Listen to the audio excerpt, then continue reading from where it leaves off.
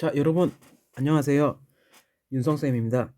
자, 이번 시간에는 인공지능 수학 교과서 31페이지에 있는 텍스트 자료의 처리와 시각화에 대해서 한번 알아보도록 하겠습니다. 자, 여러분들 교과서 34페이지입니다. 자, 거기 이제 맨 첫 번째 나오는 게 이제 생각 열기 부분 나와 있죠, 여러분들. 자, 생각 열기 내용 보고 갈게요. 자, 여기서 이제 우리가 팬데믹의 이제 현상에 나와 있는데 거기서 그 이제 그 자료를 이제 시각화한 내용이다라고 나와 있죠, 여러분들. 자, 이건 이제 여기서 이제 여러분들이 가장 사람들이 이제 올해의 단어라고 해서 자, 연말에는 이제 올해의 단어라 해서 화제의 단어를 선정하고 발표한 내용에 대한 이제 단어가 나와 있는데 자, 여기 여러분들 여기 한번 볼까요, 여러분들? 자, 여러분들 이제 여기 자료 보면 자, 이렇게 단어가 여러 가 자, 여기 단어가 여러 가지 나와 있죠, 여러분들. 자, 가장 크게 적혀 있는 단어가 뭐예요? 그렇죠. 집콕이라는 단어가 가장 크게 나와 있네요. 집콕. 자, 이렇게 우리가 자, 그리고 또 가장 작게 적혀져 있는 단어를 몇 개 보니까 뭐 여기 뭐 보니까 여러 가지 단어 있죠. 차별, 뭐 인종 여러 가지 단어가 있는데 자, 이렇게 자, 단어를 시각화한 단어 구름이라고 하는데 이것은 단어의 크기가 큰 것과 작은 것이 있죠, 여러분들. 단어의 크기가 큰 것은 문장에서 사용하는 빈도가 어떨까요? 그래서 큰 단어는 당연히 빈도가 자, 선생님 글씨가 너무 굵네요. 자, 빈도가 어떨까요? 빈도가 아무래도 높겠죠, 여러분들. 자, 그럼 이제 여기 나와 있는 작은 단어. 그러니까 예를 들어서 이제 뭐 관심이 뭐 커뮤니티 이런 작은 단어는 어떨까요? 작은 단어는 사용하는 빈도가 아무래도 낮겠죠, 여러분들. 자, 이렇게 우리가 자, 사용하는 빈도에 따라서 단어의 크기가 이렇게 나열되어 있다는 사실을 알 수 있어요. 자, 그러면 텍스트 자료를 이렇게 시각화하는 이유에 대해서 한번 생각해 보도록 할 거예요. 자, 그래서 우리가 이제 밑에 이제 내용에 대해서 이제 본격적으로 할 건데, 자, 이번 시간에 이제 다룰 내용은 이제 우리가 사용하는 빈도, 가장 많이 사용되는 이제 단어와 뭐 그런 걸 이제 찾는 그런 활동들을 할 거예요. 자, 이제 계속해서 이제 아래 내용 보도록 할게요. 자, 우리가 이제 사용하는 이제 SNS나 게시물 같은 것에 대해서 우리가 이제 다양한 텍스트 자료가 있겠죠. 자, 밑에 여러분들 이제 그림 보면서 설명할게요. 자, 이러한 텍스트 자료를 자, 이게 인공지능이라든지 컴퓨터가 자료를 처리하겠죠, 여러분들. 자료를 처리하면 그러한 자료를 자, 정보를 추출해서 시각화하는 거.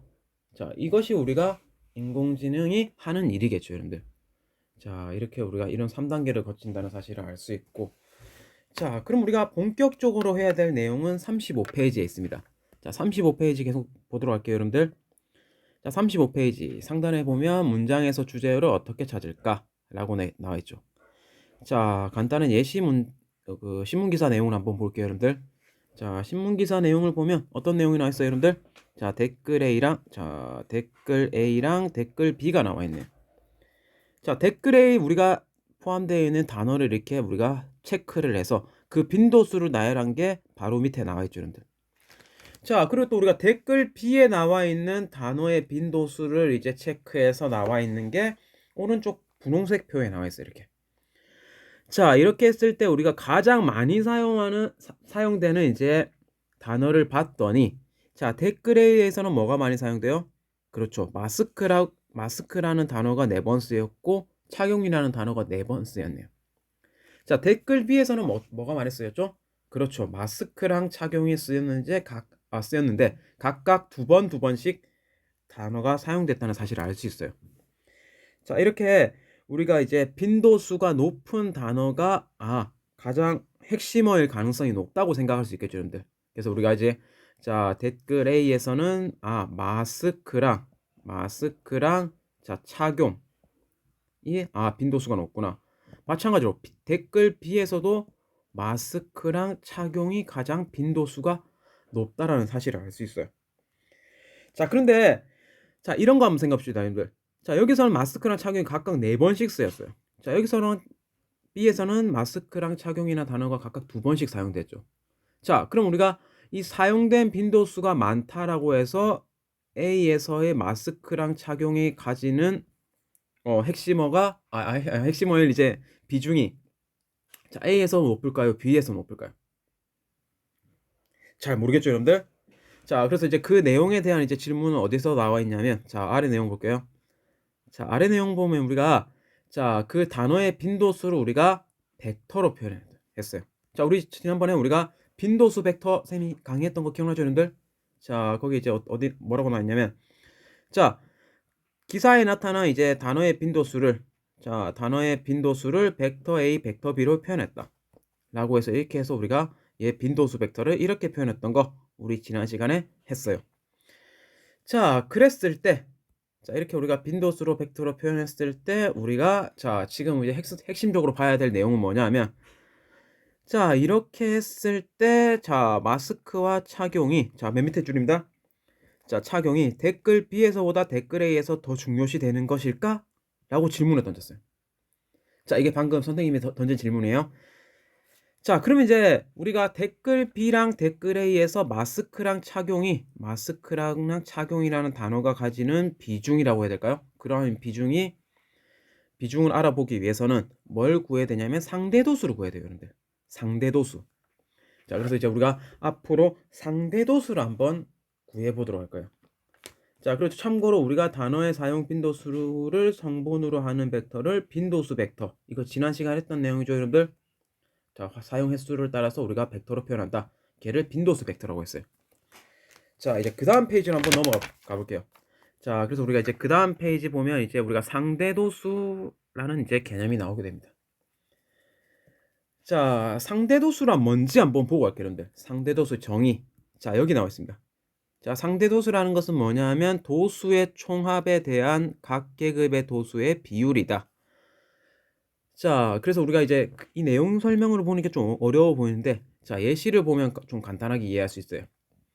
자, A에서 단어 댓글 A에서 사용되는 단어의 총 합계가 몇 개예요? 그렇죠. 총 16개입니다. 자, 선생님이 16개에다 동그라미 쳤어요. 자, 그럼 이제 이 16개라는 이제 개수를 자, 각각의 개수로 다 나누어 주는 겁니다. 그래서 이제 우리가 얘를 16분의 4를 해서 약분해서 계산하면 뭐가 돼요? 4분의 1이 되겠죠. 얘도 16분의 4, 약분하면 4분의 1. 자, 이런 식으로 우리가 각각의 댓글에 나오는 단어를 총합으로 나누어 준 것을 우리가 뭐라고 한다? 그렇죠. 상대도수라고 한다. 자, 그랬을 때 우리가 이러한 상대도수의 합은 뭐가 될까요? 그렇죠. 합계는 1이 되겠죠, 여러분들. 자, 이렇게 해서 우리가 이제 상대도수로 가고 마찬가지로 이제 댓글 B에서의 자, 단어가 사용된 그 개수에 따른 얘네들의 상대도수를 구하면 이런 식으로 상대도수를 구할 수가 있겠죠. 자, 그러면 우리가 지금 이제 이러한 상대도수를 이제 우리가 소수로 표현해서 이제 우리가 얘네들에 대해서 상대도수 벡터도 구할 수 있어요. 자, 별거 아닙니다, 여러분들. 여기 있는 상대도수의 값을 소수로 나타내서 어떻게 한다? 일렬로 이렇게 나열하시면 돼요. 컴마 찍어서. 그래서 이제 우리가 자, 단어 A에 대한 상대도수 벡터는 이렇게 표현할 수 있고 댓글 B에 대한 상대도수 벡터도 자, 마찬가지로 우리가 댓글 B에 대한 상대도수 벡터도 어떻게 표현한다? 이렇게 표현할 수 있어요. 자, 그러면 이제 우리가 본격적으로 이제 하고 싶은 내용은 이제 밑에 나와 있어요. 자, 뭐냐 하면 자, 두 단어 마스크랑 착용에 대한 상대도수는 자, 댓글 A에서는 몇 프로예요? 그렇죠. 0.25였어요. 자, 맨 앞에 속하는 단어 마스크랑 착용에 대한 단어인데 각각이 상대도수가 0.25예요. 자, 그런데 자, 댓글 B에서는 어때요? 댓글 B에서는 0.4로 더 크죠, 여러분들. 확인할 수 있겠죠, 여러분들? 아, 그러면 우리가 자, 여기서 이제 결론 내리면 자, 우리가 이 사실로부터 결론을 내리게 되면 단어를 사용한 횟수는 댓글 A가 더 많았죠. 자, 댓글 A에서 우리가 사용했던 횟수는 4번, 댓글 B에서 마스크랑 착용에 사용했던 횟수는 2번이었는데 자, 상대도수의 값은 뭐가 더 컸어요? 그렇죠. 댓글 B가 더 컸죠, 여러분들. 그래서 이제 그 밑에 또 보면 텍스트 자료 안에서 사용된 비중은 오히려 댓글 B가 더 크다는 것을 의미한다. 자, 무엇을 통해서 알 수 있어요? by 상대 도수를 통해서 알 수 있는 거죠, 여러분들. 자, 이와 같이 주요 단어나 주제어를 파악할 때 자, 밑줄입니다. 단어의 빈도수와 상대도수를 함께 사용하는 것이 더 바람직하다.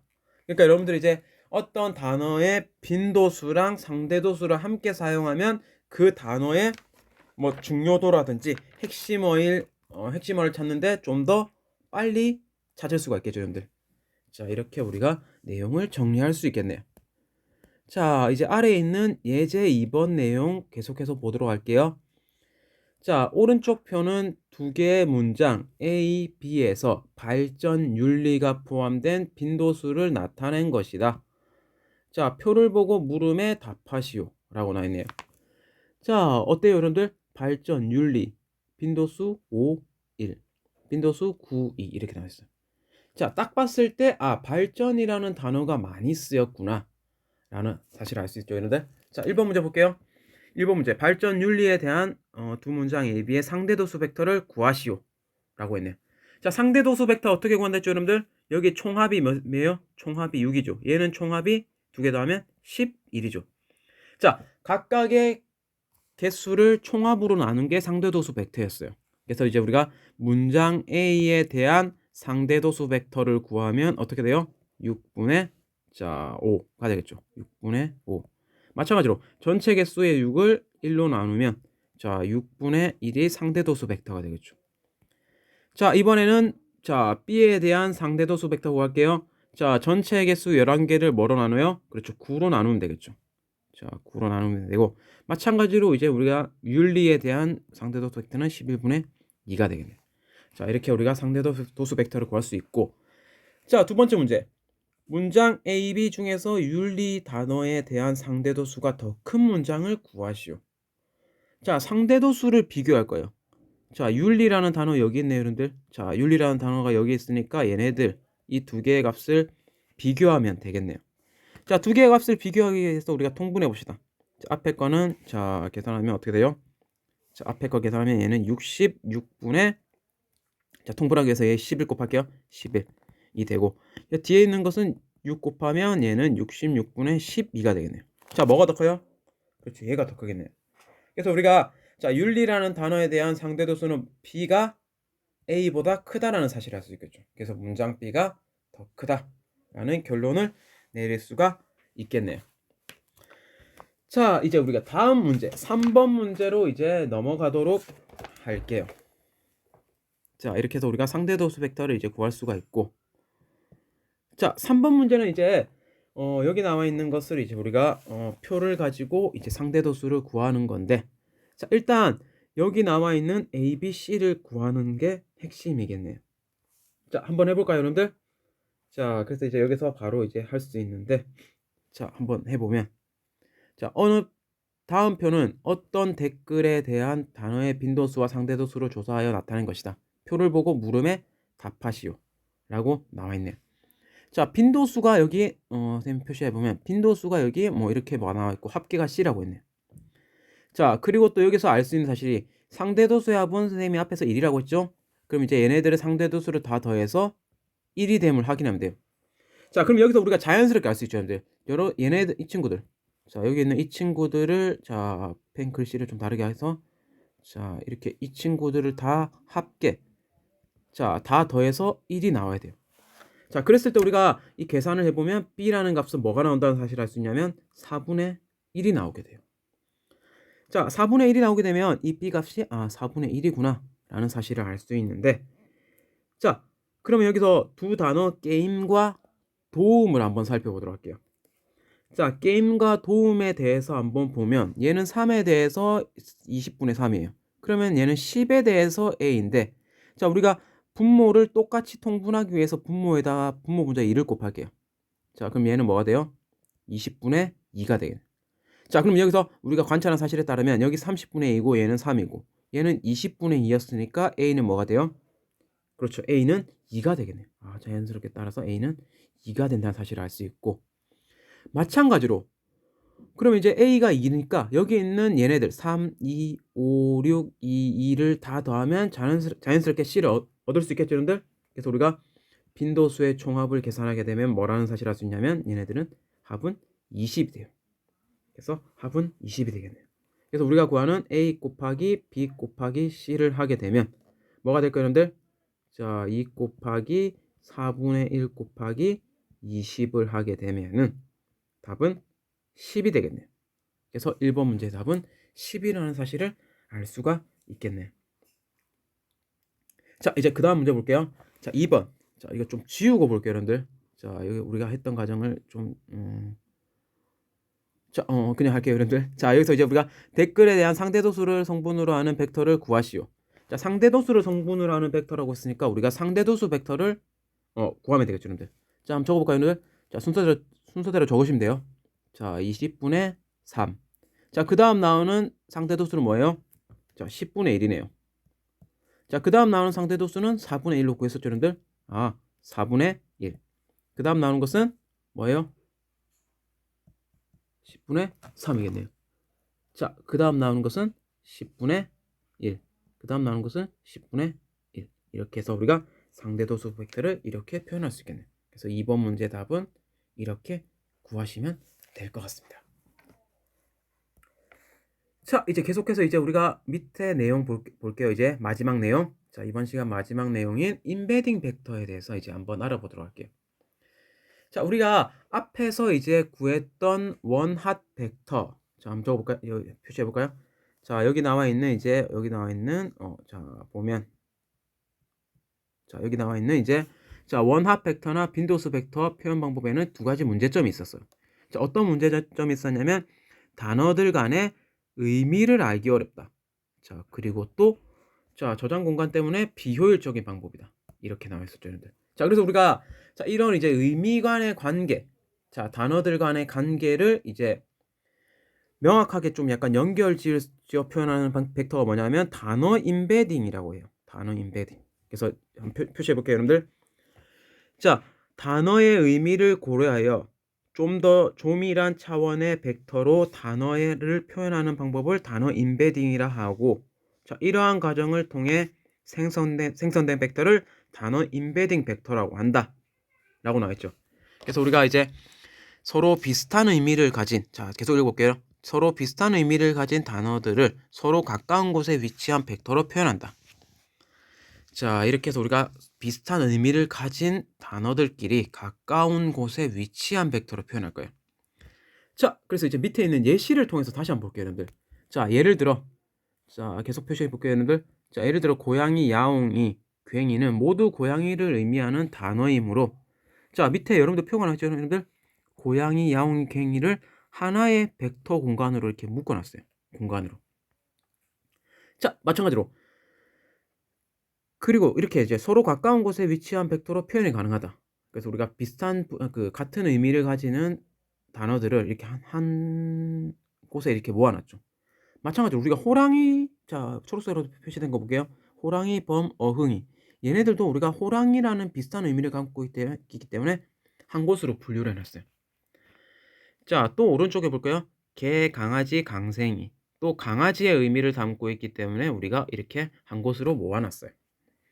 자, 그리고 두 번째 또 성질이 있어요, 여러분들. 자, 어떤 게 있냐면 단어 인베딩을 함으로써, 자, 단어와 단어 간의 관계를 드러낼 수 있다 라고 했죠, 여러분들. 자, 이게 어떤 의미냐면 소와 송아지는 어미와 새끼 관계이다. 자, 그러니까 우리가 여기 있는 소랑 송아지를 이렇게 묶어준 거죠, 이렇게. 어떻게? 자, 소라는 단어에다가 새끼라는 단어를 합치면 뭐가 되냐면, 자, 송아지가 되죠. 그래서 우리가 이제 두 개의 단어 간에 이제 연결을 지어주는 이제 벡터를 이렇게 생각할 거예요. 자, 마찬가지로 여기 이제 단어 인베딩을 계속 읽어보면, 단어 인베딩을 통해 소와 송아지를 벡터로 표현한 경우 그림 위와 같이 벡터 연산을 통해 어미와 새끼의 관계가 있음을 보여줄 수 있다. 그래서 이제 밑에 또 예시가 나와있죠, 여러분들. 말의 새끼는 또 망아지다. 그래서 망아지를 이렇게 표시해놨죠. 자, 닭의 새끼는 병아리다 라고 또 표시가 나와있죠. 자, 이렇게 우리가, 자, 벡터의 연산을 통해서 나중에 이제 우리가 벡터의 연산에 이제 덧셈, 뺄셈, 실수배가 있다는 것을 우리가 그 다음 시간에 배울 건데, 자, 그 연산에 대한 이제 자, 도입 부분으로서 간단한 이제 인베딩 벡터의 예시를 한번 살펴보았습니다. 자, 이번 시간 수업은 이제 여기까지 하도록 하겠습니다. 자, 교과서 31페이지까지 이제 오늘 내용을 마무리하겠고, 자, 다음 시간에는 이제 여러분들과 함께 벡터의 연산에 대해서 이제 한번 알아보도록 하겠습니다. 자, 여러분들 오늘 수업 듣느라 고생 많으셨습니다. 자, 수고하셨습니다.